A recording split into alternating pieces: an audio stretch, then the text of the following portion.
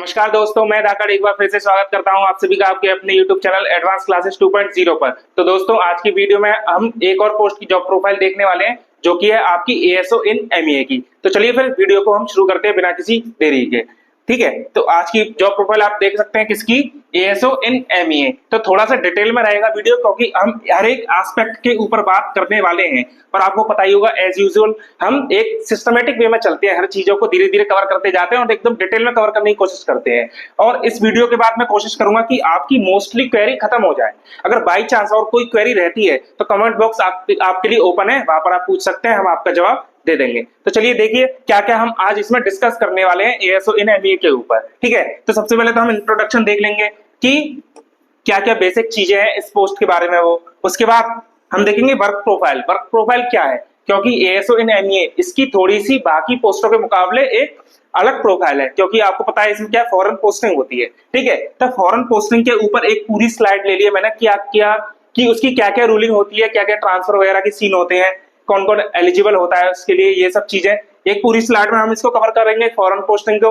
और उसके बाद सबसे बड़ी चीज जो ASO इन MEA में होती है, फॉरेन अलाउंस, जिसकी वजह से इसमें सबसे ज्यादा सैलरी आपको देखने को मिलती है। ऐसा भी सुना जाता है कि एक फॉरेन पोस्टिंग बराबर 1 करोड़ रुपए। ठीक है, तो ये भी देख लेंगे कि वो 1 करोड़ रुपए आपकी एक फॉरेन पोस्टिंग में कैसे आते हैं। ठीक है, अब उसके बाद हम प्रमोशन भी देखेंगे कि प्रमोशन किस हिसाब से चलते हैं। आप ASO ज्वाइन करते हैं तो आप मैक्सिमम किस लेवल तक जा सकते हैं। उसके बाद ट्रेनिंग पीरियड, ट्रेनिंग कैसी होती है ASO इन MEA में, वो भी हम देखेंगे। और डेपुटेशन के क्या क्या अवसर अपॉर्चुनिटी अवेलेबल है वो भी हम देख लेंगे। और लास्ट में CSS वर्सेस MEA कि दोनों में कौन बेस्ट है कौन नहीं है। और बाकी सारी चीजें जो भी रह जाएंगी लास्ट में, जैसे अदर पर्क्स वगैरह, वो हम देख लेंगे क्या क्या इसके अदर पर्क्स हैं। और जो भी छोटी मोटी चीजें रह जाएंगी वो लास्ट वाली स्लाइड में मैंने आपकी कवर कर ली है। तो देख सकते हैं आप, काफी डिटेल वीडियो रहेगा 30 से 40 मिनट का, लेकिन उसके बाद आपका कोई भी डाउट इसमें नहीं बचेगा। ठीक है, तो चलिए फिर इंट्रोडक्शन से मैं शुरू करता हूं अपनी वीडियो को। देखिए भाई, सबसे पहले इंट्रोडक्शन ASO इन MEA का। जो ये पोस्ट है वो आपकी ग्रुप बी की पोस्ट है, ग्रुप बी नॉन गजेटेड और लेवल 7 की पोस्ट है। ठीक है, जब आपका एक प्रमोशन हो जाता है, आप SO बन जाते हैं, उसके बाद आप एक गजेटेड ऑफिसर कहलाते हैं। ठीक है, अब गजेटेड ऑफिसर और नॉन गजेटेड में क्या डिफरेंस है? देखिए सिंपल सा डिफरेंस है। जब आप गजेटेड ऑफिसर बन जाते हैं तो आप एक साइनिंग अथॉरिटी हो जाते हैं, यानी आपकी एक मोहर बन जाती है और आपकी साइन की वैलिडिटी काफी ज्यादा हो जाती है। ठीक है, और देखिए वैसे सैलरी के हिसाब से देखेंगे ASO और SO में ज्यादा फर्क नहीं होता, लेकिन रिस्पॉन्सिबिलिटी के मुकाबले बहुत ज्यादा फर्क होता है SO में। SO बनने के बाद आपके ऊपर काफी ज्यादा रिस्पॉन्सिबिलिटी आ जाएगी, आपको एक लीडरशिप दिखानी होगी क्योंकि आपको एक पूरे सेक्शन को लीड करना पड़ेगा। ठीक है, तो ये रहता है बस थोड़ा सा फर्क। बाकी सिलेक्शन आपको जैसा कि पता ही होगा कि इसका SSC CGL के थ्रू होता है, जिसके लिए आपकी ग्रेजुएशन कंपलसरी है, तभी आप MEA में एज ASO ज्वाइन कर पाएंगे। ठीक है, बाकी अगर आपने 12th की हुई है तो आप MEA में LDC जो CHSL का एग्जाम होता है उसके थ्रू भी MEA में जा सकते हैं, जो कि कहीं भी किसी भी तरीके से कम पोस्ट नहीं है। ठीक है, एक LDC की भी काफी वैल्यू है MEA में, इवन MTS की भी बहुत ज्यादा वैल्यू है क्योंकि उनकी भी फॉरेन पोस्टिंग होती है तो उनको भी अच्छी खासी सैलरी मिलती है फॉरेन में। ठीक है, तो अगर आप MEA में जा रहे हैं, किसी भी पोस्ट पर जा रहे हैं, तो आपकी वैल्यू काफी ज्यादा रहेगी। ठीक है, देखिए अब देखिए SSC CGL से होती है, ये मैंने आपको बता ही दिया। और ये CGL की मोस्ट डिमांडिंग पोस्ट है। क्यों? क्योंकि इसका एक ही फायदा है MEA का कि आपको फॉरेन एक्सपोजर मिलता है, फॉरेन में जाके नौकरी करने का मौका मिलता है। उसके बाद साथ में आपको फॉरेन अलाउंसेस मिलते हैं और गवर्नमेंट की, सेंट्रल गवर्नमेंट की बहुत सारी सुविधाएं मिलती हैं जो बाकी किसी पोस्ट में देखने को नहीं मिलती। इसीलिए इसके लिए सबसे ज्यादा कंपटीशन देखने को मिलता है, सबसे ज्यादा कट ऑफ भी इसकी जाती है। जो इलेक्शन कमीशन वाला ASO होता है इसको छोड़ के सबसे ज्यादा इसी की जाती है। ठीक है, और इसको ये वाली पोस्ट आपको चाहिए तो लगभग आपको 90% से ज्यादा स्कोर करना ही पड़ेगा। जैसा कि SSC CGL में 200 नंबर का प्री होता है जो कि क्वालिफाइंग होता है, फिर मेंस होता है 390 नंबर का, जिसके बेसिस पर ही आपकी मेरिट बनती है। तो 90%, 390 निकालो, लगभग 351 आएगा। तो उससे ज्यादा नंबर चाहिए होंगे आपको, तभी आपको MEA मिल पाएगी। तो देख सकते हैं इतने नंबर हर किसी के नहीं आ पाते। तो जनरल की रैंक में लगभग टॉप 100 के अंदर आपकी रैंक है, तभी आपको MEA मिलने के चांसेस है। ठीक है, तो ये मैंने आपको बता दिया जो भी बेसिक था इसका। अब बात आती है ज्वाइनिंग प्रोसेस की, कि ज्वाइनिंग प्रोसेस क्या रहती है। बहुत सिंपल रहती है, जब आपको फाइनल रिजल्ट आ जाता है उसके 2 महीने के अंदर आपको ज्वाइनिंग हो जाती है। सीएसएस की भी एमईए की काफी फास्ट ज्वाइनिंग होती है इनकी, ठीक है ना। उसमें क्या करना पड़ेगा आपको, आपके पास ऑफर लेटर आ जाएगा, आप मिनिस्ट्री के हेडक्वार्टर में जाएंगे, वहां पर एडमिन डिवीजन होता है, एस्टेब्लिशमेंट भी होते हैं, कई एडमिन भी होते हैं। वहां पर जाकर आप अपना डॉक्यूमेंट वगैरह दिखाएंगे और आपकी ज्वाइनिंग हो जाएगी। सिंपल, बहुत सिंपल काम है, ठीक है ना। इतनी बड़ी इसमें कोई बात नहीं होती, मेडिकल वगैरह का कोई भी इश्यू नहीं रहता है, हर कोई इसके लिए एलिजिबल है, चाहे आपके अंदर कोई भी दिक्कत हो, ठीक है। तो ये हमारी रह गई पहली स्लाइड इंट्रोडक्शन वाली। बाकी मैंने ये लाइन किया कि एसएससी सीजीएल की ओनली पोस्ट है जो आपको एब्रॉड यानी फॉरेन एक्सपोजर देती है, और वो पूरा फॉरेन जो एक्सपोजर होता है वो सारा गवर्नमेंट फंडेड होता है, यानी आपका उसमें कोई भी खर्चा नहीं है, हर खर्चा A1 क्लास का, वीआईपी क्लास का खर्चा गवर्नमेंट ही देगी आपका, ठीक है। तो चलते हैं हम आगे की तरफ। अब देखिए, अब हम इसकी वर्क प्रोफाइल देख लेते हैं कि वर्क प्रोफाइल क्या रहती है एएसओ एमईए की, क्या हमारी तरह होती है या हमसे डिफरेंट भी होती है। चलिए, ठीक है, चलिए देखिए, सबसे पहली बात हम इसकी पोस्टिंग देख लेते हैं कि पोस्टिंग कहाँ होती है जब आप एमईए में ज्वाइन करेंगे। या तो साउथ ब्लॉक में होगी, आपको पता ही होगा 2 तरह के ब्लॉक है, एक नॉर्थ ब्लॉक एक साउथ ब्लॉक। नॉर्थ ब्लॉक में हमारी मिनिस्ट्री है डीओपीटी, फाइनेंस और होम, जो कि अब ट्रांसफर हो चुकी है, वहां से नॉर्थ ब्लॉक खाली हो गया है क्योंकि नया सेंट्रल विस्टा प्रोजेक्ट बना है। जैसा कि आपको पता ही होगा, आपने यूट्यूब पर देखा होगा, मोदी जी ने सेंट्रल विस्टा का उद्घाटन कर दिया है, वहां पर सारी मिनिस्ट्रियों को सेंट्रलाइज्ड किया जाएगा। अभी नॉर्थ ब्लॉक पूरा खाली हो चुका है, साउथ ब्लॉक भी धीरे धीरे खाली होना स्टार्ट होगा। तो अभी आपकी पोस्टिंग या तो साउथ ब्लॉक होगी या फिर एमईए का दूसरा ऑफिस है जवाहरलाल नेहरू भवन, वहां पर भी हो सकती है, ठीक है। बाकी सेंट्रल विस्टा हमारी जो सीसीएस 3 बिल्डिंग, 3 बिल्डिंग टोटल बननी है, जिसमें से तीसरी बिल्डिंग बन चुकी है, पहली और दूसरी अंडर कंस्ट्रक्शन है। तो तीसरी बिल्डिंग में कुछ स्टाफ, एमईए के स्टाफ को भी जगह दी गई है। तो आप मान के चलिए कुछ टाइम बाद आप सेंट्रल विस्टा में आ जाएंगे, जहां पर आपको अच्छी खासी फैसिलिटीज देखने को मिलेंगी। तो पोस्टिंग आपकी यहाँ पर होती है, पहली बात। अब दूसरी बात आती है वर्क प्रोफाइल से रिलेटेड। देखिए, कोई भी मिनिस्ट्री हो या कोई भी डिपार्टमेंट हो, उसमें आपको 2 तरह के सेक्शन देखने को मिलेंगे।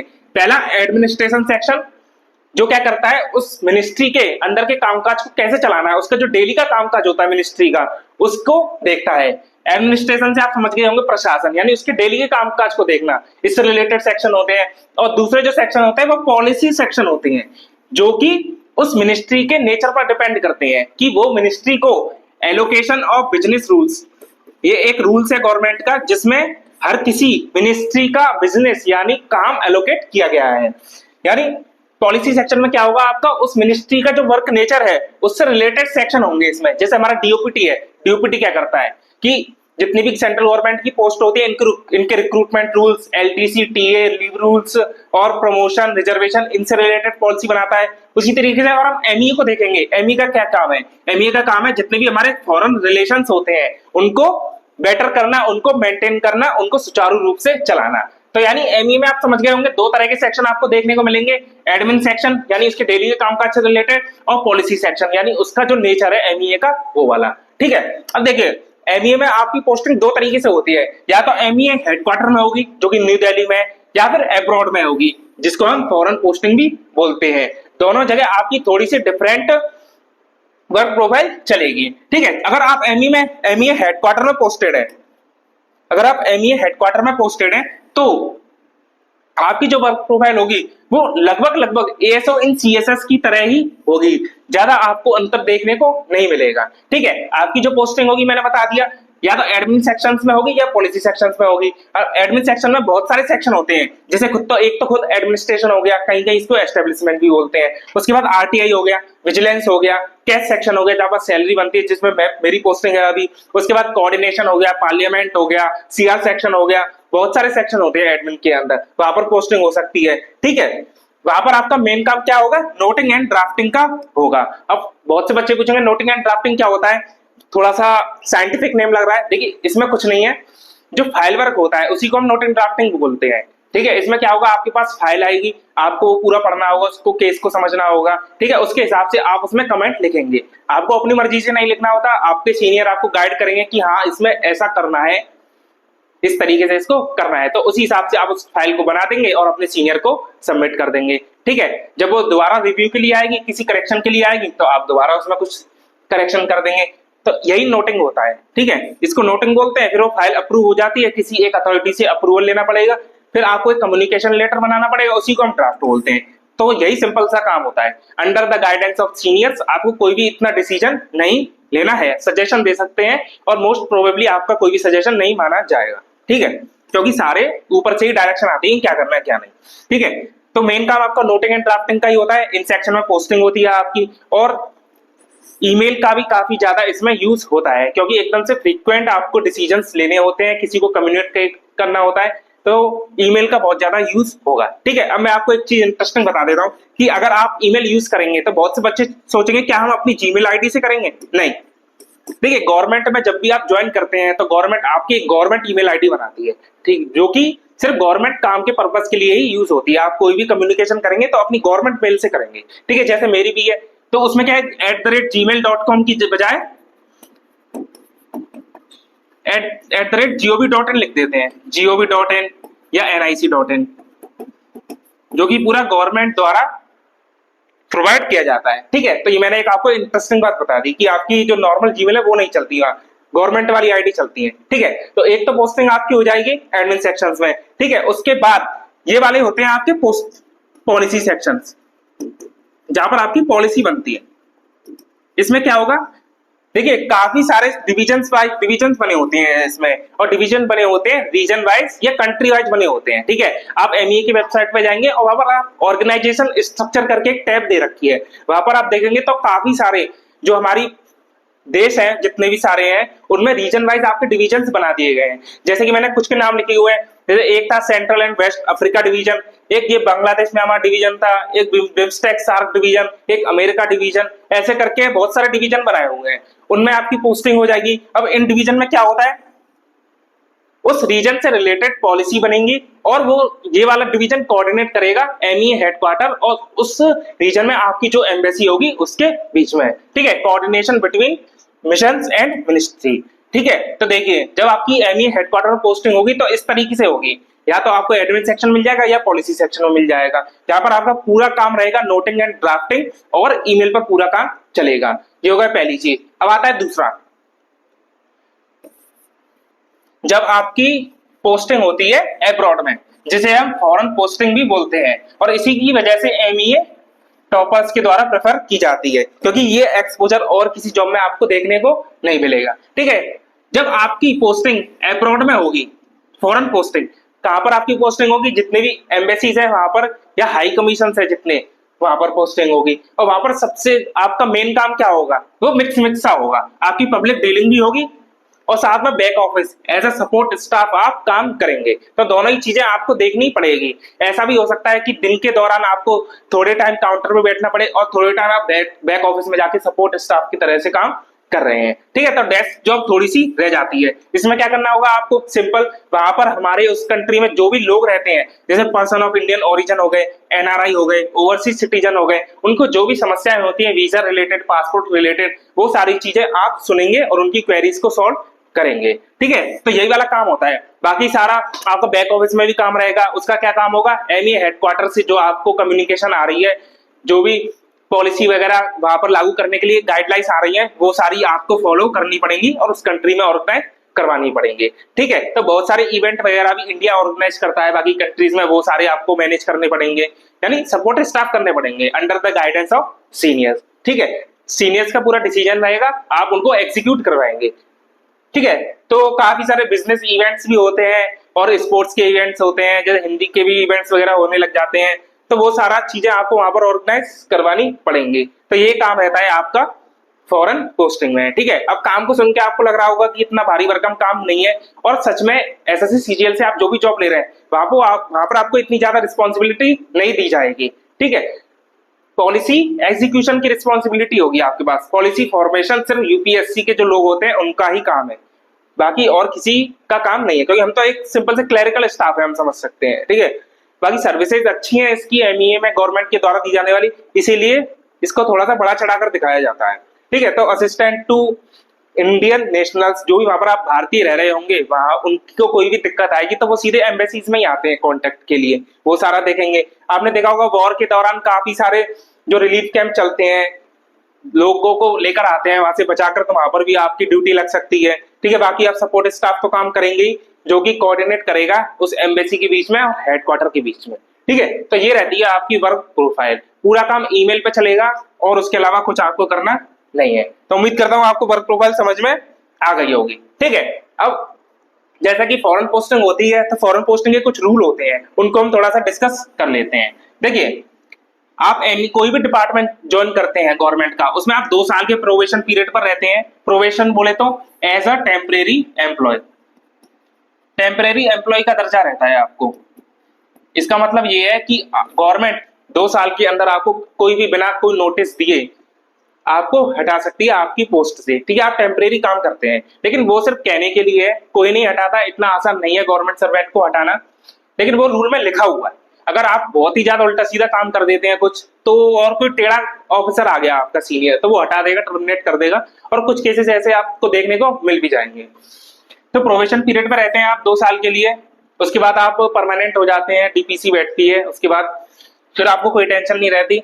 तो जनरली देखा गया है कि फॉरेन पोस्टिंग जो मिलती है वो आपके प्रोबेशन खत्म होने के बाद ही मिलती है। ठीक है, इसके लिए कोई भी आपको स्पेसिफिक क्वालिफिकेशन नहीं चाहिए कि ये लैंग्वेज आनी चाहिए या कुछ आपको स्पेशल चीजें आनी चाहिए, नहीं।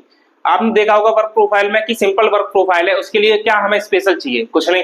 थोड़ा बहुत इंग्लिश पढ़ना आता है, बोलना आता है, काफी, और इतना तो आपको आता ही होगा, और आपको की टॉप 100 रैंक आ रही है।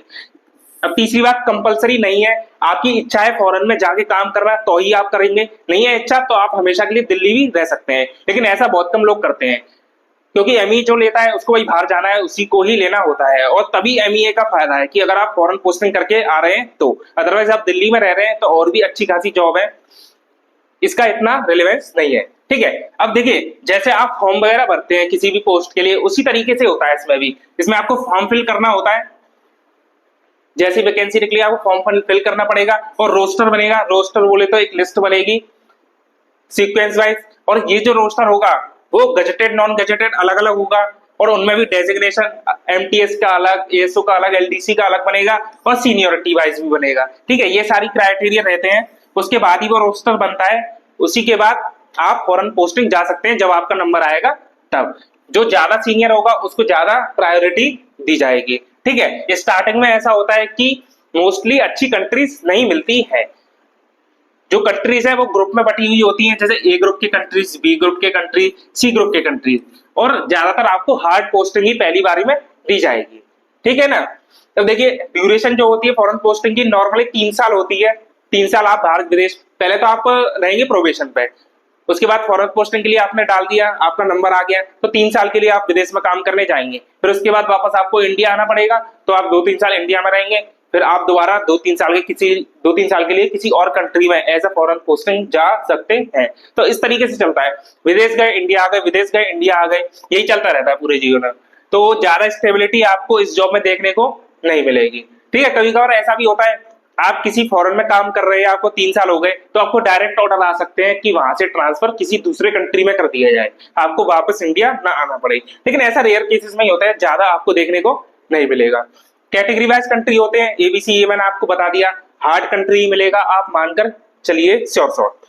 और बाकी ऐसा है कि अगर मान के चलो आपको फॉरेन पोस्टिंग मिल गई, आपने अप्लाई किया, आपको मिल गई, इस कंट्री में आपको जाना है, लेकिन आप मना कर दिया कि मैं नहीं जा रहा, तो फिर आपके ऊपर बैन लग जाएगा कि आप 1 से 2 साल तक फॉरेन पोस्टिंग के लिए दोबारा अप्लाई नहीं कर पाएंगे। ठीक है, ये भी एक चीज है। और कंपलसरी ट्रेनिंग, जब भी आपकी फॉरेन पोस्टिंग होगी उससे पहले आपकी ट्रेनिंग होनी ही होनी है। ठीक है, और ट्रेनिंग क्या होती है मैं अभी थोड़ी देर में आपको बता दूंगा ट्रेनिंग वाले स्लाइड में। ठीक है, अब बहुत से ये कहते हैं कि फॉरेन लैंग्वेज भी सीखनी पड़ेगी, नहीं, फॉरेन लैंग्वेज सीखना कंपलसरी होता है आईएफएस ऑफिसर्स के लिए, और आप आईएफएस नहीं हो। ठीक है, तो फॉरेन लैंग्वेज नहीं सीखनी, लेकिन ट्रेनिंग होगी। और ट्रेनिंग में क्या सिखाएंगे, वहां पर कैसे आपको बिहेव करना है, प्रोटोकॉल वगैरह, वहां पर क्या काम करना होगा, वो सारी चीजें आपको सिखाई जाएंगी। तो ये हो गए फॉरेन पोस्टिंग से रिलेटेड रूल्स। चलिए, अगला सबसे ज्यादा इंटरेस्टिंग चीज हम देखने वाले हैं कि फॉरेन में आपको सैलरी कितनी मिलेगी, यानी एमईए, एएसओ, इन एमईए में आपको कितना सैलरी मिलेगा। चलो फिर इसको देखते हैं।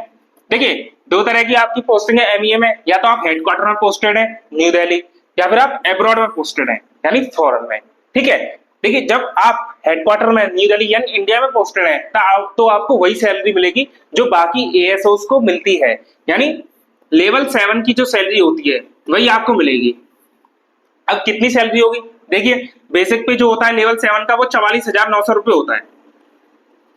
ठीक है, उसके बाद डीए, डीए अभी 55% चल रहा है, तो बेसिक पे का 55% आप निकाल लो कितना होगा। और एचआरए होता है आपका 30%, और ट्रांसपोर्ट होता है एक्स सिटी जो दिल्ली है उसका 3600 रुपए, प्लस जो 3600 रुपए उसमें डीए की करंट रेट निकाल दो, 3600 का 55%। ठीक है, एक अमाउंट आ जाएगा 5580 आएगा मेरे ख्याल से, आप कैलकुलेट कर लेना। कैलकुलेट करने की मुझे जरूरत नहीं है, मैं थोड़ा सा पे स्लिप दिखा दूंगा आपको। ठीक है, तो ये आपको सैलरी मिलती है। देखिए यहाँ पे मैंने लगाई हुई है, देखिए ये मेरी पे स्लिप है, मैं एमई में नहीं हूं, लेकिन जब आप दिल्ली में पोस्टेड होंगे तो आपकी सैलरी वही होगी जो बाकी एएसओस को मिलती है। ठीक है, बेसिक पे होता है वैसे तो 44,900 होता है स्टार्टिंग में, लेकिन मेरे को 2 साल हो चुके हैं इसलिए 47,600 है यहाँ पे। आप सारी कैलकुलेशन यहाँ पे 44,900 रख के कर सकते हैं, आपकी एग्जैक्ट सैलरी निकल आएगी। ठीक है, डीए 55% है, एचआरए 30% है किसका, बेसिक पे का, और ट्रांसपोर्ट अलाउंस मैंने बताया 3600 प्लस डीए, डीए की करंट रेट। बाकी आप सैलरी वाले मेरे वीडियो देख सकते हैं, चैनल पे काफी सारे अवेलेबल है, मैंने पूरा बताया है उसमें, देख सकते हैं। Total salary 93,640। अब इसमें डिडक्शन होंगी, सीजीजीआईएस ये ग्रुप इंश्योरेंस होता है, ग्रुप बी का 60 रुपए कटता है, ये एम्प्लॉय टीयर 1 एनपीएस होता है आपका पेंशन फंड, जिससे आपको रिटायरमेंट के बाद पेंशन मिलेगी। वो ये क्या होता है, बेसिक पे जो आपका है और जो आपको डीए मिला है उसका 10% कट जाता है, इतना आ गया। और सीजीएचएस जो आपकी हेल्थ फैसिलिटीज होती हैं उनका सब्सक्रिप्शन आपने लिया है तो 650 रुपए कटेगा, तो 8,088 रुपए कट गए। तो इन हैंड मेरे 85,552 आ रहे हैं। अगर आप 44,900 रख के करेंगे तो लगभग ये 81,000 के आसपास आएगा। ठीक है, तो जब आप दिल्ली में पोस्टेड हैं तो लगभग 81,000 रुपए आपकी आज के हिसाब से सैलरी मिलने लगेगी। ठीक है, ये तो हो गया न्यू दिल्ली का। अब बात करते हैं फॉरेन की। फॉरेन में देखिए क्या है, यहाँ पर आपका बेसिक पे है तो फॉरेन में आपको बेसिक पे भी मिलेगा। ठीक है ना, यहाँ पर आपको डीए मिलेगा क्योंकि भारत की महंगाई जैसे बढ़ रही है वैसे आपको डीए बढ़ता जाएगा, लेकिन फॉरेन में आपको फॉरेन अलाउंस मिलेगा, एफए, डीए नहीं मिलेगा, एफए मिलेगा। और इसी एफए की वजह से आपकी सैलरी 3-4 लाख जो भी आपने सुना है वहां तक पहुंच जाती है। ठीक है, अब यहाँ पे आपको एचआरए मिलता है, यहाँ पर आपको एचआरए नहीं मिलेगा क्योंकि रहने के लिए गवर्नमेंट आपको सुविधा प्रदान करेगी एम्बेसी के अंदर ही या फिर किसी सेफ प्लेस पर। ठीक है ना, तो हाउसिंग फैसिलिटी गवर्नमेंट देगी, इसलिए वो एचआरए यहाँ पर नहीं दे रही है। उसी तरीके से ट्रांसपोर्ट यहाँ पे आपको मिलता है, लेकिन यहाँ पर ट्रांसपोर्ट फैसिलिटी गवर्नमेंट आपको प्रोवाइड करेगी, इसलिए यहाँ पर आपको ट्रांसपोर्ट अलाउंस भी नहीं मिलेगा। और जो ये फैसिलिटी होती है वो A1 क्लास की होती है, वीआईपी वाली, ये नहीं कि नॉर्मल वाली होगी। ठीक है ना, काफी अच्छी फैसिलिटी होती है, इसलिए एमईए का क्रेज है। ठीक है, तो बेसिक पे हो गया आपका एक टर्म सैलरी का, और दूसरा हो गया फॉरेन अलाउंसेस। इन दोनों को जोड़ के ही आपको सैलरी मिलेगी, और मिलेगी उस कंट्री की करेंसी में, जिस कंट्री में आप पोस्टेड हैं उसकी करेंसी में आपको वो सैलरी मिलेगी। ठीक है, अब देखिए जो ये सैलरी न्यू दिल्ली में मिलती है यानी इंडिया में मिलती है वो टैक्सेबल होती है, उस पर टैक्स लगता है इनकम टैक्स स्लैब के अकॉर्डिंग। अभी जैसे 12,75,000 तक की इनकम पर कोई भी टैक्स नहीं है। ठीक है, लेकिन जो फॉरेन में आपको सैलरी मिलेगी वो फ्री ऑफ इनकम टैक्स होगी, उस पर आपका कोई भी इनकम टैक्स नहीं लगेगा। ठीक है ना, तो ये आपकी सैलरी रहती है। कैलकुलेट करके मैं नेक्स्ट स्लाइड में बताऊंगा आपकी कितनी बनेगी। ठीक है ना, अब देखिए और 2-3 चीजें मैंने यहाँ पे लिखी हुई है। मेडिकल फैसिलिटी गवर्नमेंट आपको देगी अच्छे हॉस्पिटल्स में, जो भी गवर्नमेंट ने अपने एम्पैनल कर रखे होंगे वहां पर। ठीक है, बाकी बच्चों की पढ़ाई आपकी गवर्नमेंट कराएगी उसी कंट्री में जो बेस्ट स्कूल होंगे उनमें, तो उसका भी खर्चा आपको अपनी तरफ से नहीं करना है। ठीक है ना, तब देख सकते हैं बहुत से लोग पूछते हैं कि फॉरेन में पोस्टिंग तो हमारी हो रही है और सैलरी भी 4 लाख मिल रही है, लेकिन फॉरेन तो एक्सपेंसिव भी बहुत होता है। तो भाई देख लो कि क्या ही एक्सपेंसिव होगा, आपको इतना सारा सैलरी मिल ही रहा है, एफए मिल रहा है। ठीक है, अब खर्चा क्या होता है, रहने का खर्चा होगा सरकार ने दे दिया, ट्रांसपोर्ट का होगा सरकार ने दे दिया, मेडिकल का खर्चा होगा सरकार ने दे दिया, और बच्चों की पढ़ाई होगी सरकार ने दे दिया। सारे खर्चे तो सरकार ने कर दिए, तो ये सारा पैसा तो आपको बच ही जाएगा, जो आपकी अदर एक्सपेंसेस होंगी उन्हीं में जाएगा ये पैसा तो। ठीक है ना, बाकी खाने पीने के खर्चे के लिए क्या है, देखिए जब आप इंडिया से जाएंगे तो आपको गवर्नमेंट फैसिलिटी देगी कि आप अपना रॉ मटेरियल वहां पर ले जा सकते हैं, वो भी गवर्नमेंट के खर्चे पर।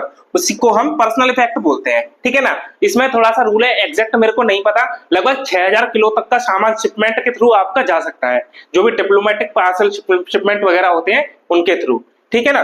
तो ये भी आपका खाने का भी जुगाड़ हो गया, तो क्या ही खर्चा होगा, ठीक है ना। अब इसी की वजह से एमी का क्रेज बहुत है, क्योंकि सैलरी अच्छी खासी बन जाती है आपकी। अब देखिए बाकी 8th पे कमीशन की बात है, क्योंकि न्यू दिल्ली में हम तो 8th पे कमीशन तो हमें मिलेगा ही मिलेगा, और बेसिक पे यहाँ भी चेंज हो जाएगा 8th पे कमीशन में। तो 8th पे कमीशन का क्या हिसाब किताब कहता है, देखिए 8th पे कमीशन पहली बार तो आएगा लगभग 2026 की लास्ट तक आने का बोल रहे हैं, 2026 लास्ट तक या फिर 2027 की स्टार्टिंग में, लेकिन लागू वो होगा 1 जनवरी 2026 से ही, और जो बीच का पीरियड होगा उसका आपको एरियर मिल जाएगा, ठीक है। अब 8th पे कमीशन में जो मेरी सैलरी आ रही है लगभग 85,000,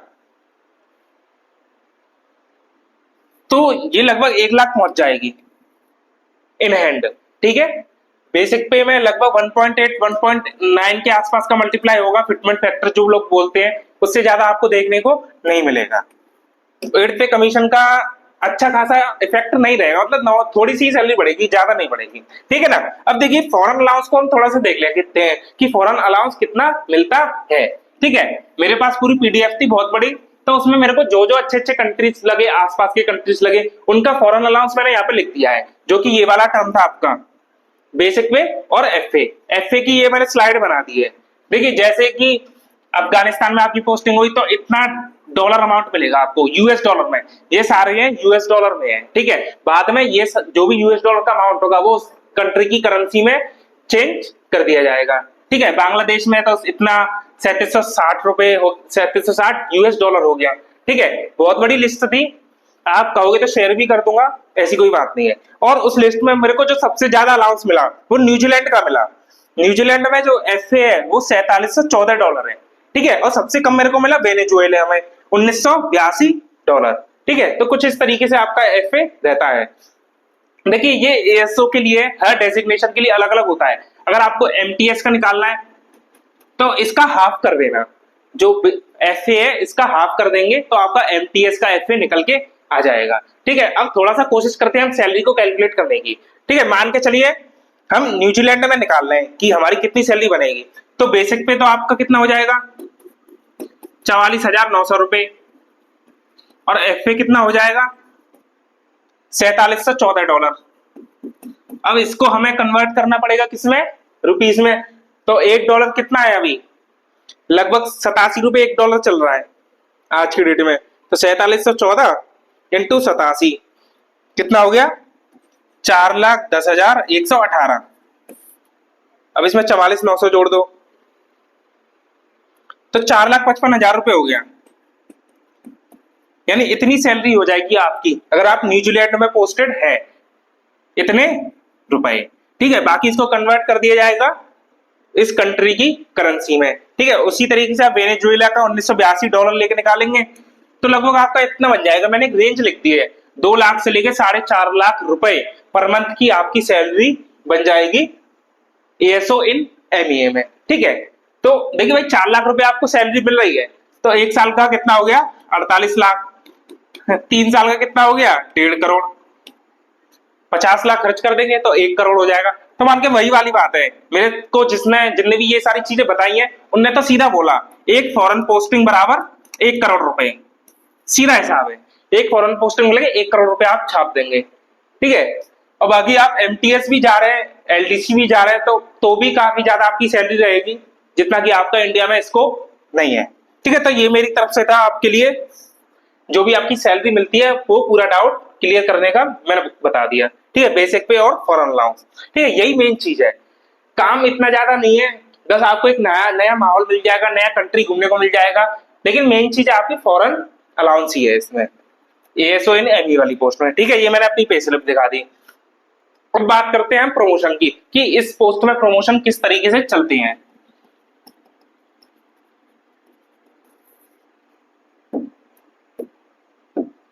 देखिए प्रमोशन जो होता है वो आपका 2 तरीके से होगा, या तो आप एग्जाम के थ्रू प्रमोट होंगे एएसओ टू एसओ, एक ही एग्जाम होता है आपका, उसके बाद सिर्फ सीनियोरिटी के बेसिस पे चलते हैं। ये एसओ टू एसओ आप बनेंगे या तो एग्जाम के थ्रू बनेंगे या आप सीनियोरिटी के थ्रू बनेंगे, यानी जो आपकी सीनियोरिटी लिस्ट होगी उसके थ्रू।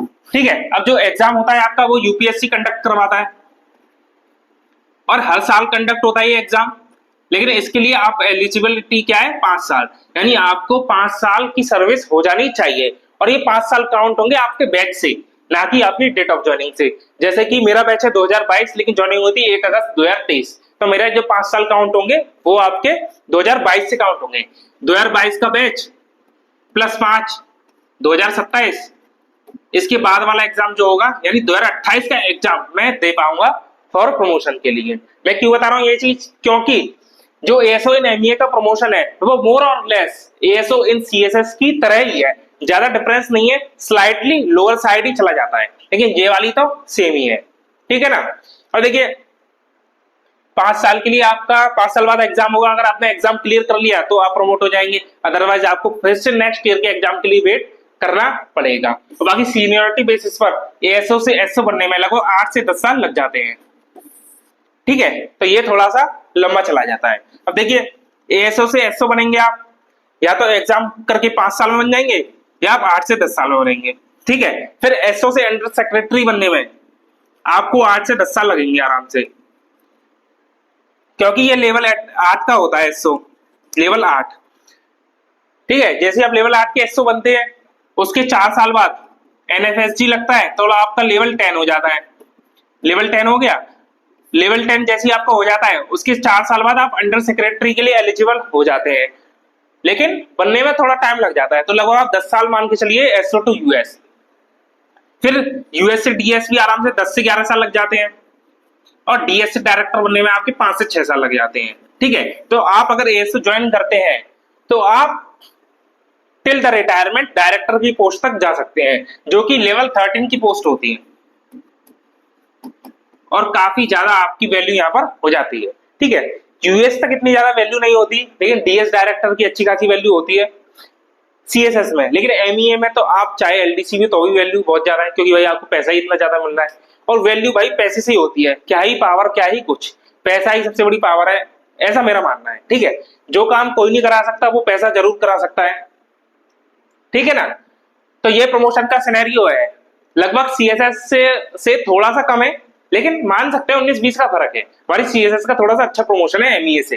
ठीक है ना, और बाकी सीएसएस का तो ये हिसाब है, एग्जाम के थ्रू 2018 बैच प्रमोट हो चुका है। ठीक है ना, और सीनियोरिटी के थ्रू 2013 हो चुका है, 14 चल रहा है। ठीक है, और बाकी ये क्वेश्चन आता है कि क्या प्रमोट होने के बाद हम इस लेवल पर पहुंचेंगे तो क्या आईएफएस ऑफिसर के बराबर पावर हो जाएगी। बहुत से लोग बोलते हैं कि भाई आप सीएसएस में हो गए, तो सीएसएस में अगर आप आए तो अगर आपका प्रमोशन हो गया आईएएस के बराबर हो गए, और अगर एमईए में है तो आईएफएस के बराबर हो गए। लेकिन वो बराबर हो गए अच्छी बात है, लेकिन फाइनेंशियल टर्म में ही बराबर हो जाएंगे, पावर के टर्म में इतने ज्यादा नहीं होंगे, क्योंकि भाई यूपीएससी कैडर तो यूपीएससी कैडर है, वो लोग प्रमोटीज को इतना ज्यादा नहीं मानते हैं। देखिए ये सच्चाई है और थोड़ा सा पक्षपात तो रहता ही है, आईएफएस के बराबर नहीं है पावर के रिगार्डिंग में, बाकी सैलरी वगैरह तो हो ही जाएगी आपकी। ठीक है ना, तो ये भ्रम आप अपने दिमाग से निकाल देना। ठीक है, चलो फिर अगली बात है भाई ट्रेनिंग। ट्रेनिंग क्या रहती है एएसओएमई की। ठीक है, देखिए वैसे जो ट्रेनिंग होती है वो तो बीच बीच में काफी सारी होती रहती है, लेकिन जैसे हमारी सीएसएस में ट्रेनिंग होती है 2 महीने की इंडक्शन ट्रेनिंग, लेकिन यहाँ पर एक इंडक्शन ट्रेनिंग होती है 2 वीक की होती है as per site of this institute. जो भी आपकी ट्रेनिंग होगी वो होगी Sushma Swaraj institute of foreign services, सारी ट्रेनिंग यही कंडक्ट करवाता है, जो कि हमारा जो आईएसटीएम है जो सीएसएस की ट्रेनिंग करवाता है उसी के साइड में है ये एसएसएफएसआई, वहीं पर इसकी ट्रेनिंग होती है 2 वीक की होती है। उसमें आपको क्या सिखाया जाएगा कि गवर्नमेंट ऑफ इंडिया कैसे काम करती है, क्या क्या उसमें रूल्स होते हैं, नोटिंग ड्राफ्टिंग क्या होती है, कैसे आपको अपना सर्विस करना है, वो सारी चीजें। ठीक है, तो ये मैंने चीज लिख दी है यहाँ पे, एमए की साइट पर आपको भी मिल जाएगी क्या क्या पढ़ाएंगे। For newly recruited ASO selected through SSC, it is essential for new entrants to go through this training. Elementary knowledge कि कैसे how of daily nature work related desk functioning ministry कैसे काम होती है बस। ठीक है, रूल्स वगैरह होते हैं कुछ, जैसे कि FRSR होते हैं, लीव, सर्विस रूल्स, प्रोबेशन, ठीक है, डॉक्यूमेंट्स को कैसे हैंडल करना है, ठीक है, और GFR फाइनेंशियल रिलेटेड जो भी आपके रूल्स होते हैं, RTI, कंडक्ट रूल्स, भाई कंडक्ट रूल्स बहुत जरूरी है सीखना गवर्नमेंट जॉब करते वक्त, ठीक है, CGHS NPS इनके रूल्स, तो ये सारे रूल्स आपको ब्रीफली सिखाए जाते हैं, ना कि इतने डिटेल में, क्योंकि आप देख सकते हैं कि 2 वीक की इंडक्शन ट्रेनिंग है तो इतना ज्यादा नहीं बताते वो, ठीक है, बाकी आपकी बीच बीच में ट्रेनिंग है होती रहती है, कभी 3 दिन की ट्रेनिंग हो गई, कभी एक हफ्ते की ट्रेनिंग हो गई, कभी आपको ट्रेनिंग में बाहर ले गए, जैसे कि अभी हमारी ट्रेनिंग हो रही है नॉर्थ ईस्ट लेके जा रहे हैं एक हफ्ते के लिए बैच वाइज, ठीक है ना, ऐसा होता रहता है ट्रेनिंग, कभी हमारी चैट GPT पे ट्रेनिंग हो गई, कभी किस पे हो गई, कभी किसी पे हो गई, तो वो चलती रहती है ट्रेनिंग, तो ये एक सर्विस का ही पार्ट है, ठीक है ना, तो ये ट्रेनिंग का रहता है, और ज्यादा इसमें ऐसी जो CSS में ट्रेनिंग होती है 2 महीने की एक तरीके से मतलब रूटीन के हिसाब से, वैसा इसमें नहीं होता, ठीक है ना, तो ये ट्रेनिंग का हो गया है। देखिए हमने काफी सारे पॉइंट जो बड़े बड़े थे वो हमने डिस्कस कर लिए हैं, अब छोटी छोटी चीजें ही रह गई हैं। अब देखिए जैसे प्रोज एंड कॉन्स क्या होते हैं MEA के,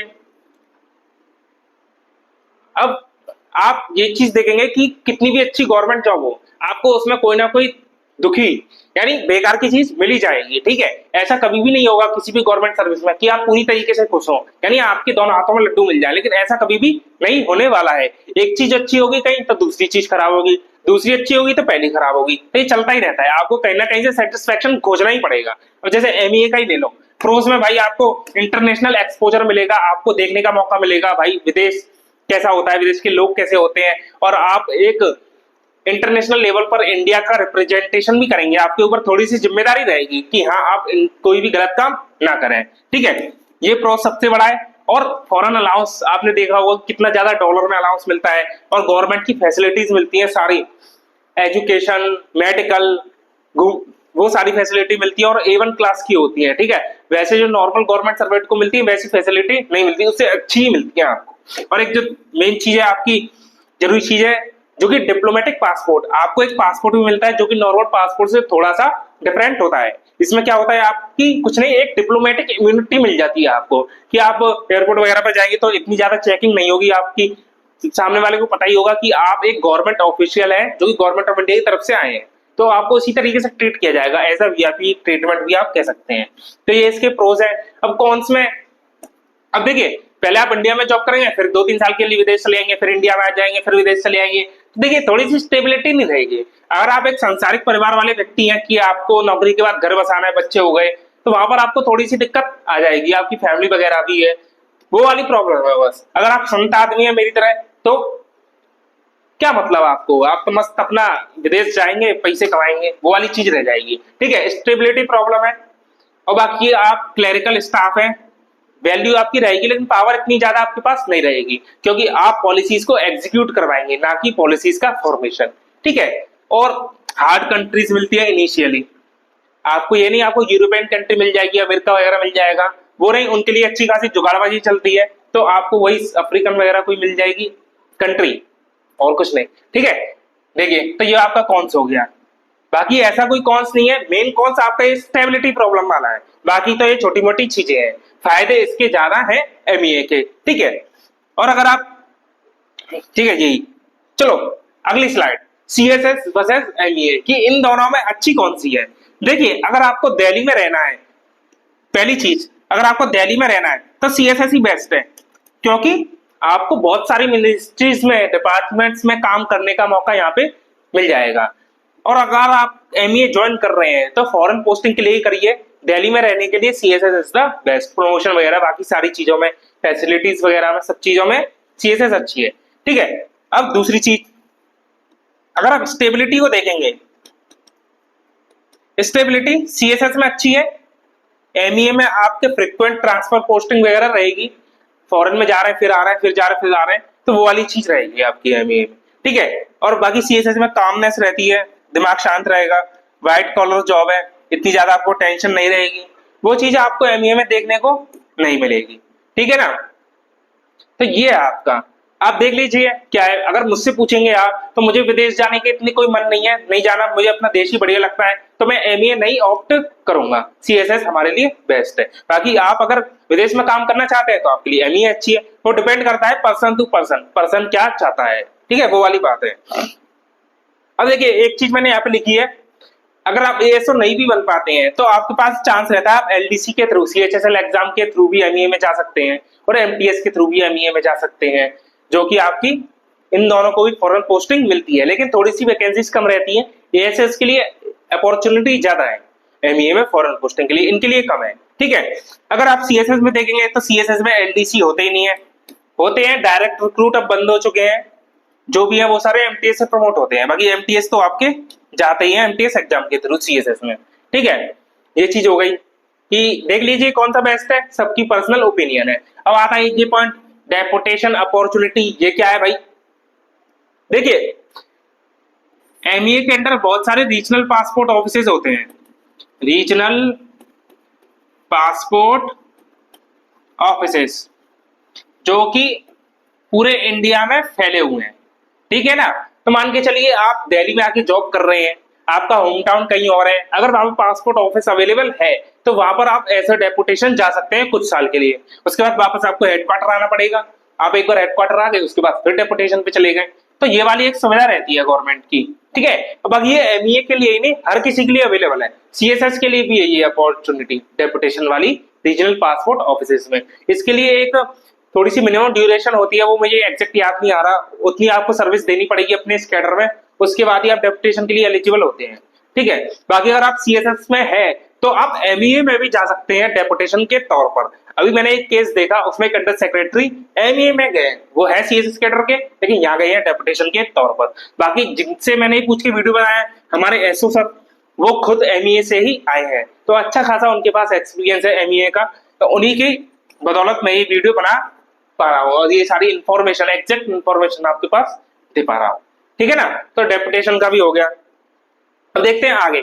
अब देखिए ये अदर पर्क्स हैं, ये जो पर्क्स हैं भाई ये हर किसी सेंट्रल गवर्नमेंट सर्वेंट को मिलते हैं, इसमें ऐसा कुछ खास नहीं है, जो कि मैं बाकी स्लाइड में बताता हूँ वही है। यहाँ पे सैलरी आपको मिलती है, सीजीएचएस फैसिलिटी आपको इंडिया में मिलेंगी, जिसमें आपको जो भी खर्चा होता है मेडिकल का वो सारा गवर्नमेंट रिएम्बर्स कर देगी। एलटीसी मिलती है साल में एक बार इंडिया में घूमने के लिए, इसकी भी रूलिंग है अलग। एक वीडियो ले आऊंगा मैं एलटीसी के ऊपर, जिसमें मैं आपको पूरा बता दूंगा कैसे इसको अवेल करें, ठीक है। बाकी चिल्ड्रन एजुकेशन अलाउंस मिलता है आपको इंडिया में 33,750 रुपए एक बच्चे का।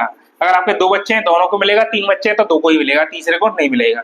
ब्रीफ केस मिलता है अलाउंस, छुट्टियां मिलती हैं आपकी 50 छुट्टी होती है सब कुछ जोड़ जाड़ के, और हॉस्पिटैलिटी और न्यूज़पेपर ये तो आपका लेवल 8 से शुरू होता है, लेवल 7 को नहीं, ठीक है। तो ये पर्क सारे वही हैं जो हर किसी सेंट्रल गवर्नमेंट सर्वेंट को आपको मिलते हैं, इनमें कुछ नया नहीं है, ठीक है। तो ये हमारी वीडियो है जो मैंने आपकी बनाई थी कि सरकारी नौकरी में क्या क्या फायदे मिलते हैं, तो ये वाली आप वीडियो देख सकते हैं, इसमें आपको पूरा पता चल जाएगा क्या क्या है, ठीक है। बाकी और भी वीडियो आते रहते हैं, कुछ सोचता रहता हूँ मैं कि क्या क्रिएटिव दे सकता हूँ, तो लगे हुए हैं अपना काम करने में, तो आप ये सारे वीडियोस को देख सकते हैं, ठीक है। तो मैंने आपको सारा बता दिया एमईए का, जो भी बताया जा सकता था, और भी बहुत बातें हैं लेकिन वो सारी पब्लिक प्लेटफॉर्म पर बोलना अलाउ नहीं है, ठीक है। इसलिए उनका कोई तुक भी नहीं बनता, जो आपके लिए जरूरी है वो मैंने आपको पूरा बता दिया। एफए का डाउट रहता है बच्चों को, वो मैंने क्लियर कर दिया कि कैसे एफए मिलता है और कितना मिलता है, ठीक है। ये सारा मैंने आपको बता दिया, ठीक है। अगर आपको इनके अलावा भी कोई डाउट बचाओ तो कमेंट बॉक्स में लिखना, हम पर्सनली रिप्लाई करके बता देंगे उनको कि नहीं ऐसा होता है ऐसा होता है, ठीक है ना। तो अगर आपको वीडियो पसंद आया तो वीडियो को लाइक जरूर करना भाई, शेयर जरूर करना। बहुत ज्यादा मेहनत लगी है सारे कंटेंट को ढूंढने में, क्योंकि खुद की रिसर्च है पूरी, इधर से पूछना उधर से पूछना, बाकी कॉपी पेस्ट अपना चलता नहीं है, सारा खुद का ही करना है जो भी है, ठीक है। इसलिए मेहनत बहुत लगी है, लाइक जरूर करेंगे, शेयर और सब्सक्राइब करके जरूर जाइएगा, ठीक है। तो मिलते हैं जल्दी नेक्स्ट किसी बहुत अच्छी जॉब की प्रोफाइल के बारे में, किसी और अच्छे टॉपिक पर, ठीक है। चलिए, जय हिंद जय भारत।